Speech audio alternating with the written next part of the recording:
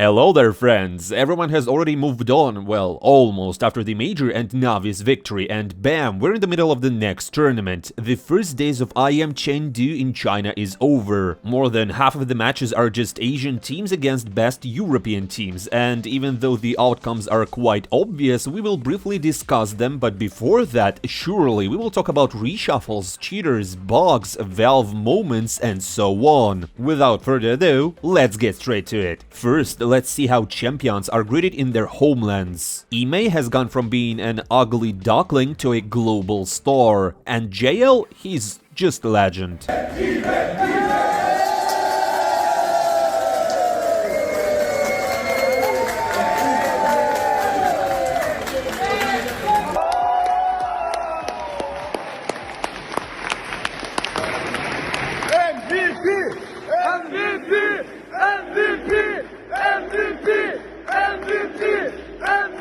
Well, but Wonderful doesn't really need much. The fans, the popularity, no bros. The main thing for him is to get the medal in CS and to win some Faceit games. And yeah, to buy a PlayStation 5 now. After all, he got some money after the Major, you know? Я играл ради этой медали, это что? Медали это просто топ. Но я хочу больше медалей. Бля, прикиньте просто, ну, все-таки 3 медали в кейсе, блядь. Золотых таких, блядь, красивых. Я надеюсь, она будет новая, не как старая, не как вот эта вот. Где она, вот эта, будет другая. Получай. Она, конечно, будет золотая, но... Вообще нужно. Ну, PS5 я должен купить. Я так хочу PS5. Я не знаю, зачем она нужна. Вообще фу поиграть. Прикольно. У меня никогда не было приставки. Наконец-то могу купить приставку, пацаны. Потому что выиграл мажор. Я куплю себе PS5. Смогу ебаную приставку купить.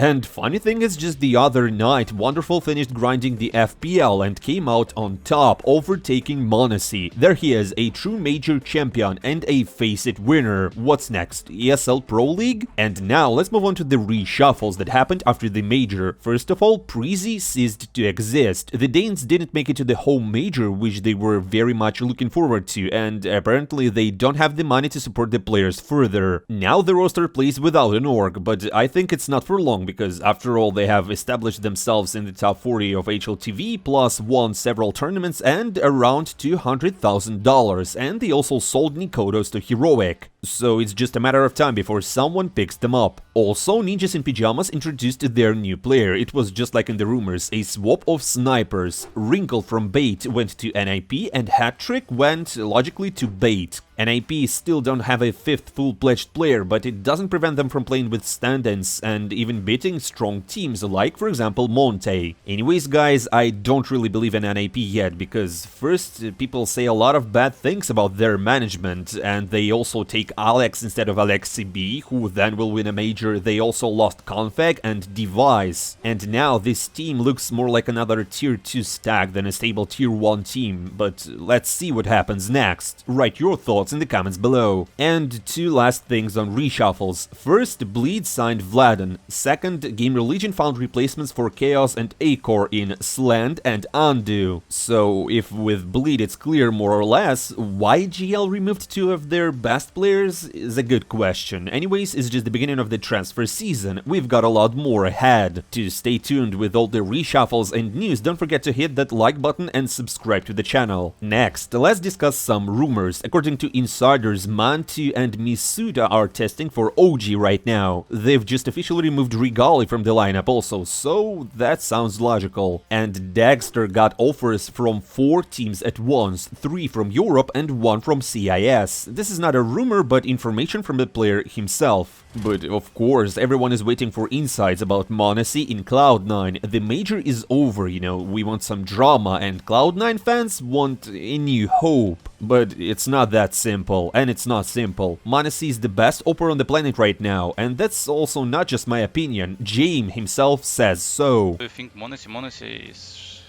he's good. He's very, very good. I'm learning a lot from him. I think it's on Sen only one op. I can learn a lot from him. From other operas, it's not. You know, he thinking about little details like how you press on your keyboard, but I'm not. I'm thinking about how to go on 2 players and don't go on stacks. It's hard for me.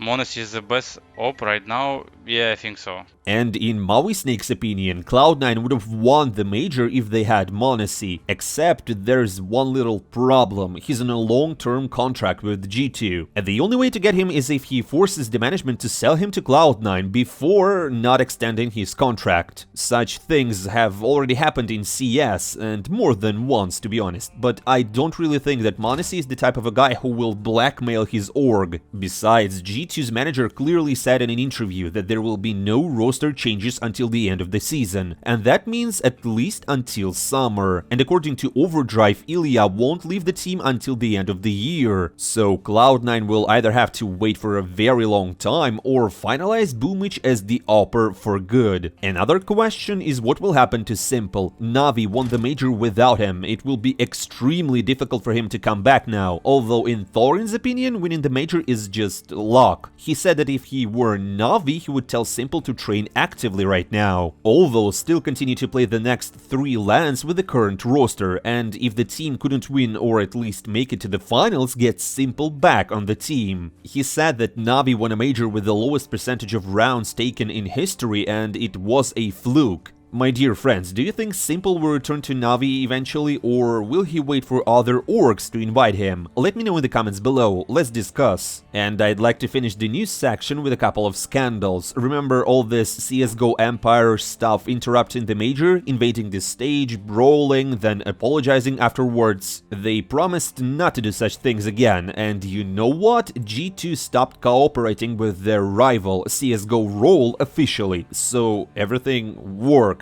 And also there are reports that bots with skins from CSGO Roll were just banned by Valve, and their losses by different sources came to $260,000. Well, and the second scandal is as always related to Valve. The other day the community found a couple of console commands that give you a legal wall hack, and I'm not joking. You just type in these commands and you see your opponents. Easy and, like, official. And so players went actively to use it. People had a lot of fun, streamed this whole thing, and even pro players tried it. And in vain, because Valve fixed it the next day. But, well, there were consequences. Faze decided to ban all pro players who used these console commands. As a result, for example, Cyber and Deepak from Eternal Fire Academy were banned for 2 years, and you'll say like, they got banned on Faceit, not a big deal. But the problem is, for them, that Eternal Fire fired them from the team, pun intended obviously. Like, since they tried even legal cheats, obviously they have no right to represent the tag. After that, Twitter just blew up. Some people say it's too harsh, 2 years ban on Faceit, then kicked from the team, but Smuya and Tapson, for example, say that that's a good idea, cheaters should be banned. And that's the way it is. Meanwhile, Valve, as always, just stays silent and do nothing. So friends, was it worth it? Well, and now let's move on to the first tournament after the major. It takes place in Chengdu, China, and because of that all the matches are really early in the morning. It's not very comfortable to watch, so let's take a quick run through the first days, the group stage. The Chinese have been waiting so hard and so long for CS to come to their country that they are incredibly excited about the players that have arrived. Ребята, я такого не видела еще. Мы вышли из отеля, просто собрались, поспали,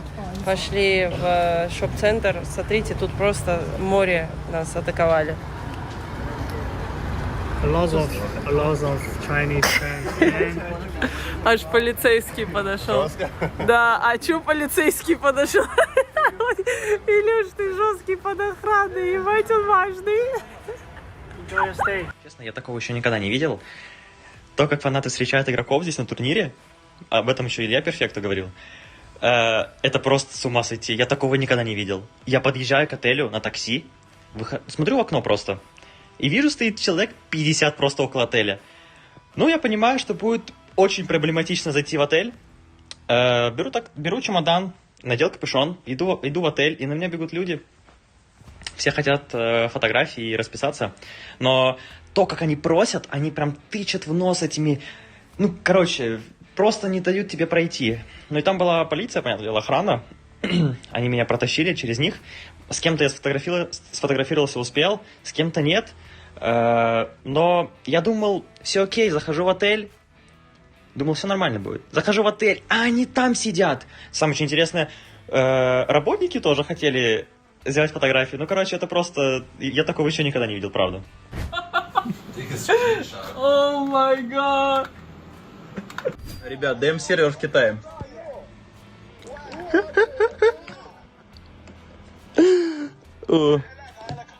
Лиу, гайс.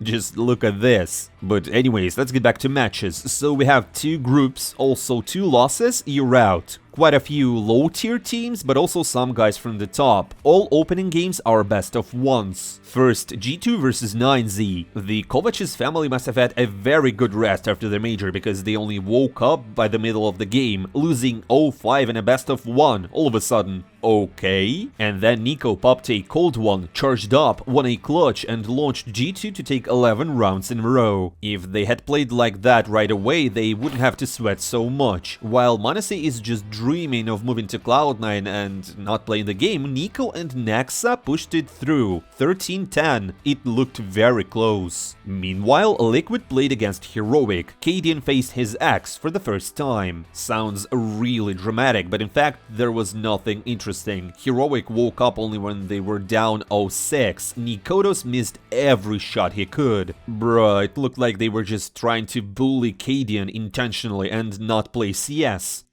Yo, the old stabbing the new. That is cruel, Kixon, you cheeky. Liquid quickly avenged their captain and gave up only 3 more rounds to end the game. Heroic barely got to an attack by some miracle, and that was it. Furia versus Lynn Vision next, nothing interesting as well. Here's a funny moment with one of the players shouting in Russian. Well, here they are trying to clear him out. It's good awareness from G. Yeah, they can shoot. Was that Heroc? It sounded like Heroc. It did He's been sound like playing a some Heroc. basics. He has been playing some of the basics. If Furia failed here, I'd disband them immediately, but they won. The second match was even less exciting. MOUZ versus Tyloo. The funny thing is, MOUZ were leading 10-6 and they were just chilling, and then suddenly the Chinese team felt the power of the home ground. They performed a huge comeback, bringing it to 11-11. I thought that's it, the first breaking news thing. However, Shui pulled himself together, pushed the last 2 rounds, and just won the game. Players came here just to chill, seemingly, and eventually show nothing surprising. But I said that because I didn't know what's gonna happen next. Cloud9 versus Flyquest.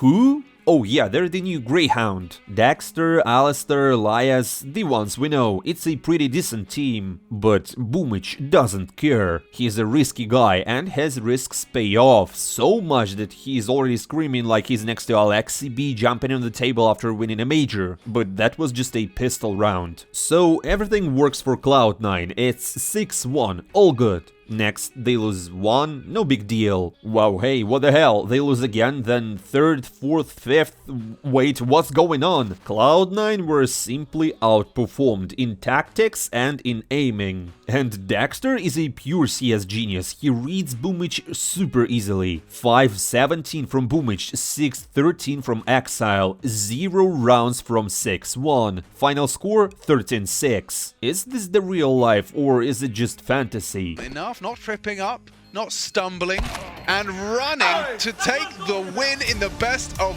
1. What a hell of a comeback, 12 rounds on the run, on the trot.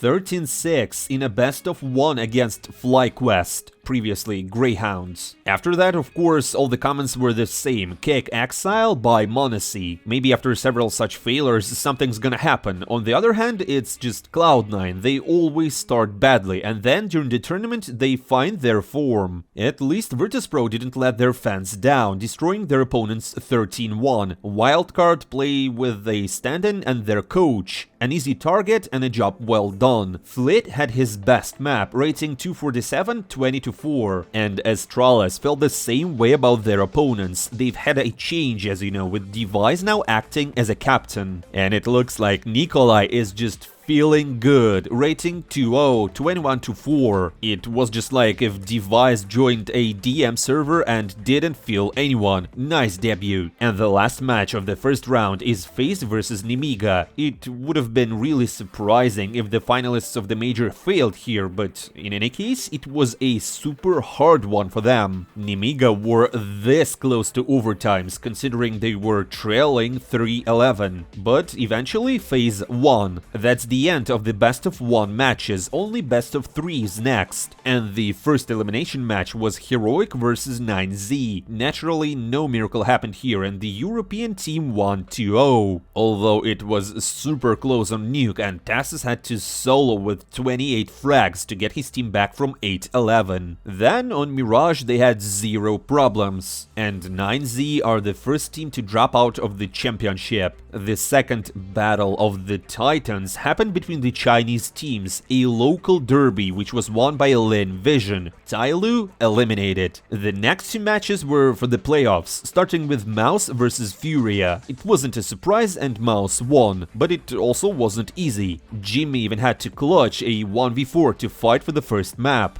Backstab him from the impact! He's done it! He's won the round! That is madness! 1v4! At 5 HP! And he threads the needle to get past... It didn't help though. Furia still pulled it out and went up in the series. And by the way, the Brazilians almost performed a miracle on Vertigo. They were winning 10-1 in attack, and then they managed to lose it all. If they made it here, they would have declared an official holiday in Brazil, but alas. Map 3 was lost in the overtimes. Thus, MOUZ are now in the playoffs, while Furia will have to get their slot from the lower bracket. And the next match was G2 versus Team Liquid, probably the most interesting, emotional and dramatic of all of them. Just look at how the first map starts. Yakindar's playing the long game! Nice. Yakindar right where they want him! And now just Nexa left to beat, and he hears him. All the info there for Yakindar as he lights up the server. That's the Yakindar round. Funnily enough, after this clutch, G2 took only 3 rounds more, and one of them was a pistol round. Hunter was the only one performing, as Ancient was a disaster for G2. So the Kovac gang needed to respond with something on their Anubis, because Team Liquid had a very decent start at this tournament. And that's where M0NESY and his 1v3 clutch come in. Out and twists forced into it. M0NESY knew that swing was coming. He could hear the tag. Skulls can swing off of the AWP contact. M0NESY grabs one. And now he's on for a round. Now he's on for a 3K. Clutch up against the AWP. He spotted Cadian earlier on that jump. Eventually he has to cross for the bomb. Cadian knows he has the kill in his sights, but M0NESY wins the round. Fast as ever. G2 made a great use of the highlight from their sniper so far and finished Anubis in their favor. At one point they almost messed it up and gave away a clutch at 6-12, but they finally managed it in the end, 1-1. On Inferno, on the contrary, the Kovacs had to come back from 0-7. And the most surprising thing is that they managed it again. But then M0NESY failed in a decisive clutch, and that was it. Liquid got the remaining rounds and finished off their opponent. 13-9. G2 dropped to the lower bracket, and Liquid unexpectedly qualified for the playoffs with ease. Any more from the AWP, Cadian will walk it over the line, and Liquid rise up, stopping G2 in their tracks. In a lengthy BO3 series, they're able to take it in the distance. On the next day we had Cloud9 versus Wildcard. If Cloud9 loses here too, it's definitely a disband, and no M0NESY can help them. Virtus.pro took out Wildcard on the first day 13-1. This team plays with 2 subs. You can't expect Cloud9 to screw up here, can you? Luckily, no, they didn't. Nothing to show here honestly. No clutches, no highlights, nothing. Cloud9 proceed, Wildcard goodbye. If only Cloud9 were as good as VP. Win 2 games and see you in the playoffs. playoffs. But no. And also, VP got revenge for Cloud9 and defeated Flyquest. Well, honestly, it was incredibly difficult for them. On Inferno, they had to come back and play overtimes, where VP made it in their style. Next came Vertigo, and it was just a horror movie. The Bears were 1-11 down. Dexter read all of James' calls like a true genius again. But the most unexpected thing happened in the second half. Again, Virtus.pro were down 1-11. I was shocked. Everyone was. But then they got to 11-11. Holy crap, you might say. But guess what? Of course, VP lost. Sheesh. It was painful to watch. One man with his control of his own fate, they're holding the defuse, is exposed, and they're up to map 3! Flyquest hold their nerve, they'll finish in regulation. VP so resilient, but Ancient required to separate these two teams and to secure a spot in the playoffs. However, Virtus.pro got character. They never got upset and played the decisive map with dignity. 13-7, which means the Bears are now in the playoffs. And it looks like they are unlucky with their PCs again. Norbert got disconnected from the game in the last round. Is that a curse or what?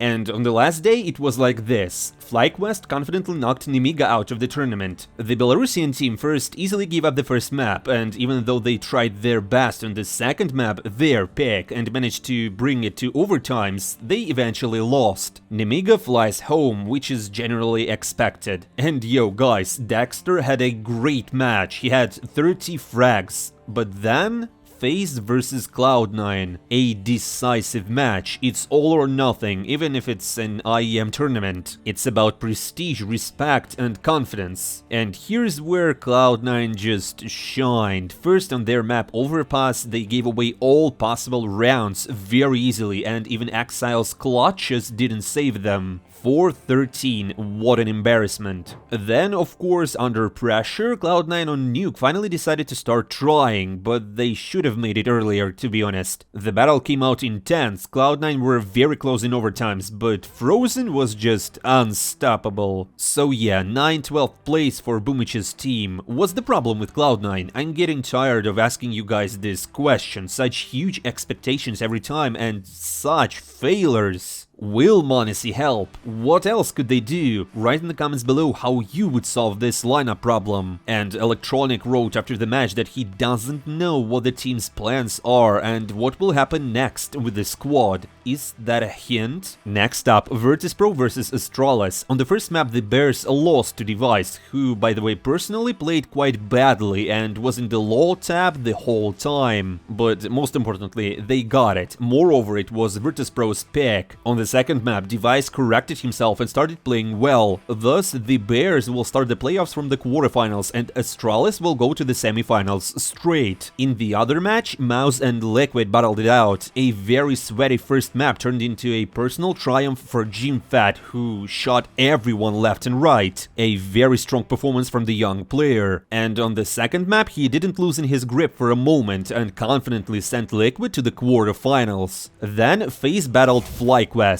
I like these guys, honestly, the best team in the region so far. Kerrigan, however, doesn't care. 4-13 on the first map, where Brokey was just in the zone. And afterwards, Frozen goes on to show why he was signed to the team. And where was this team during the major finals? We see a whole another team in China, and subsequently Flyquest lost their match. Meanwhile, G2 played against Heroic, and it was a tight battle out there. M0NESY was showing why he's the best sniper in the world by sitting atop the tab, and Nico just literally hates his opponents. Combined to knock all of Heroic out of the round.